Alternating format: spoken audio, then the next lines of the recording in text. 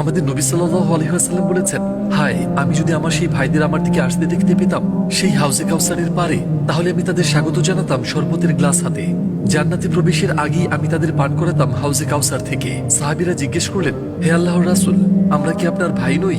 আমাদের নবী সাল্লাল্লাহু আলাইহি ওয়াসাল্লাম উত্তর দিলেন, তোমরা তো আমার সাহাবী, আর আমার ভাই হলো তারা যারা আমার প্রতি ঈমান আনে আমাকে না দেখেই। আমি আল্লাহর কাছে দোয়া করেছি যেন তিনি আমার চোখ শীতল করেন তোমাদের দ্বারা আর তাদের দ্বারা যারা আমার প্রতি ঈমান আনে আমাকে না দেখেই। হয়তো আপনি নিজেকে দূরে রাখার চেষ্টা করছেন কিছু নির্দিষ্ট সামাজিক পরিবেশ থেকে। কখনো কখনো বন্ধুদের না বলাটা বেশ কঠিন মনে হতে পারে, আর হয়তোবা এ কারণেই আপনি একাকিত্ব অনুভব করেন। কিন্তু কখনো ভুলে যাবেন না, এটি এই একাকিত্বের পুরস্কার হবে বরফ শীতল কাউসারের পানি আমাদের প্রিয় নবী সাল্লাল্লাহু আলাইহি ওয়াসাল্লামের হাত থেকেই, যিনি আপনাকে আমার ভাই বলে ডেকেছিলেন শত শত বছর আগেই।